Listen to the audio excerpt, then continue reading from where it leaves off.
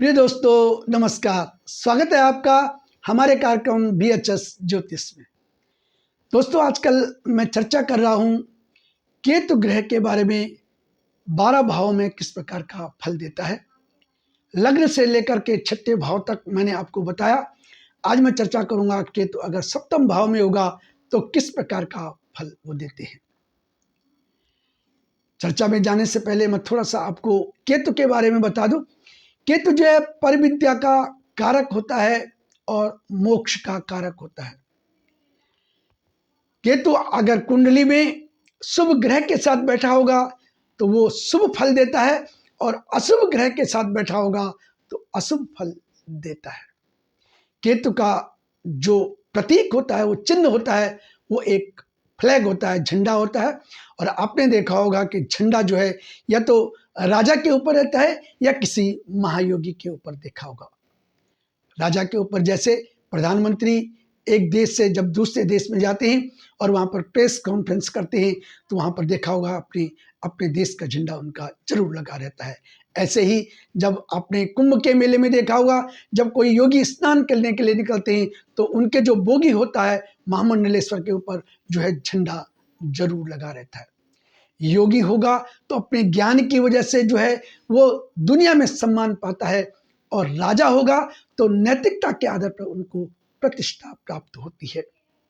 आपको पता है आदि गुरु शंकराचार्य और राजा हरिश्चंद्र ने बहुत ज्यादा त्याग किया था, क्योंकि त्याग ही धर्म का दूसरा मूल होता है, और केतु जो है त्याग का कारक माना जाता है। प्रिय दोस्तों, अगर आपको हमारे कंटेंट पसंद आ रहे हैं तो प्लीज चैनल को सब्सक्राइब कीजिए, लाइक कीजिए, वो अपने दोस्तों के बीच में शेयर जरूर कीजिए। आज चर्चा करेंगे केतु अगर सप्तम भाव में है तो किस प्रकार का फल देगा।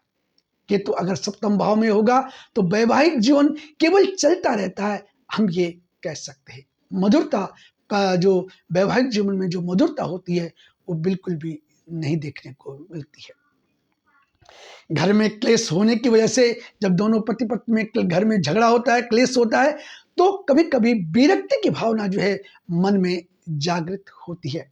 लेकिन ये जरूर है कि केतु जिनका सप्तम भाव में रहता है वो अपने जो पार्टनर होता है यानी अपनी पत्नी के साथ जो है विश्वास बहुत करता है और उम्मीद भी बहुत ज्यादा रखता है।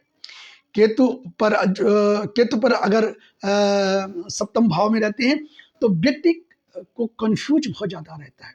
वो कंफ्यूजन में रहता है कि नौकरी करूं कि व्यवसाय करूं, इसी उधेड़ मन में, क्योंकि उनका मन जो है बहुत चंचल होता है। इसलिए वो कोई डिसीजन नहीं ले पाते हैं कि मैं क्या करूं और क्या ना करूं।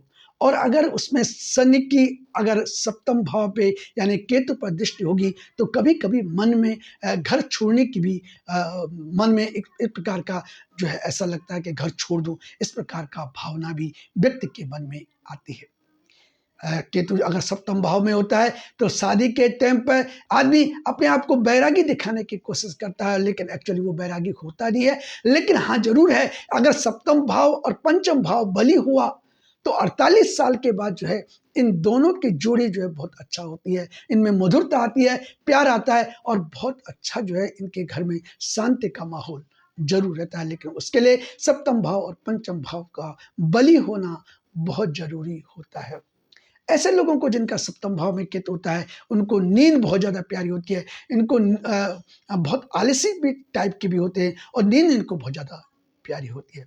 ये जरूर है कि अगर केतु सप्तम भाव में होगा तो आपको कभी भी अनैतिक संबंध बिल्कुल नहीं रखने चाहिए, क्योंकि लग्न में राहु बैठा हुआ है, और अगर ऐसा होगा तो राहु आपकी इतनी बदनामी करेगा कि आपको समाज में मुंह दिखाने लायक भी आप नहीं रहोगे। इसलिए आपको इस चीज़ से बचना है। आज की वीडियो में इतना ही। अगले वीडियो में फिर एक नई जानकारी के साथ आपके सामने प्रस्तुत होगा। तब तक के लिए बहुत बहुत प्रणाम। वीडियो को देखने के लिए आपका बहुत बहुत आभार।